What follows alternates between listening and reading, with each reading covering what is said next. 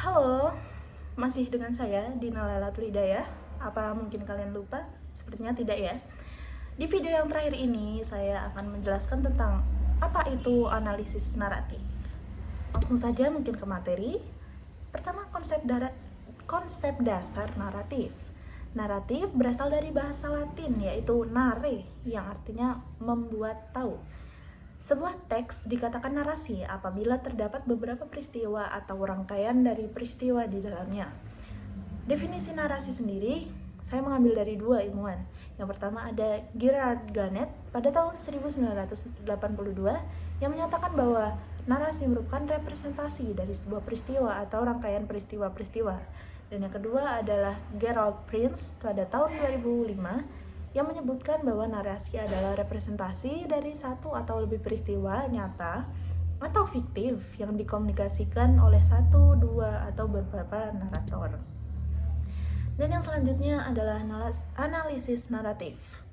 Titik sentral dari analisis naratif ini untuk mengetahui bagaimana peristiwa disusun dan jalinan antara satu peristiwa yang disusun dengan peristiwa lain.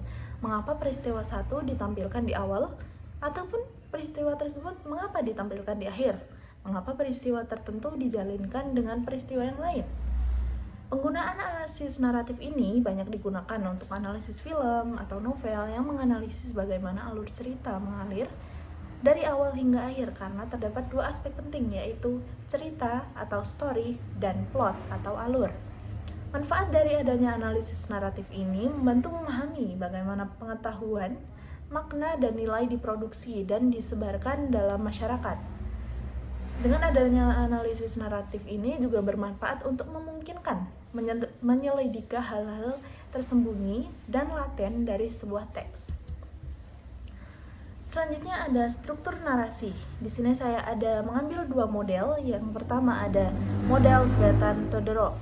Naratif terdiri dari story dan plot yang saling mendukung. Struktur narasinya yang pertama ada equilibrium atau keseimbangan, yang kedua ada gangguan atau kekacauan, dan yang terakhir adalah equilibrium, keseimbangan. Yang dimaksud dari model Tsvetan-Todorov ini bahwa dalam suatu alur atau film, novel, di awal cerita itu menunjukkan keseimbangan, belum ada masalah yang terjadi. Dan yang kedua ada mulai gangguan, kekacauan yang menimbulkan konflik.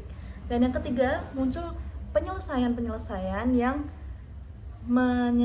menimbulkan suatu penyelesaian sehingga kembali menuju ke seimbangan lagi.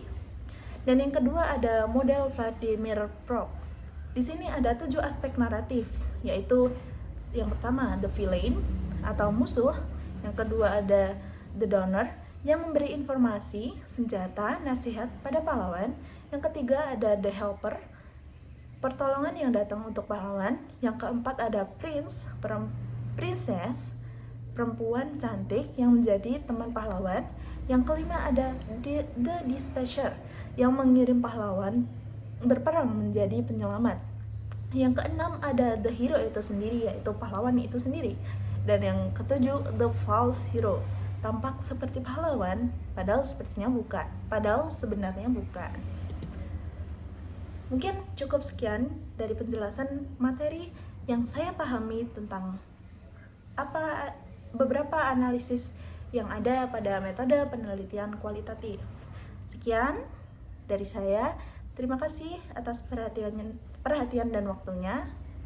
Maaf apabila banyak kekurangan dan kesalahan dari ketiga video yang saya buat ini. Terima kasih. Wassalamualaikum warahmatullahi wabarakatuh.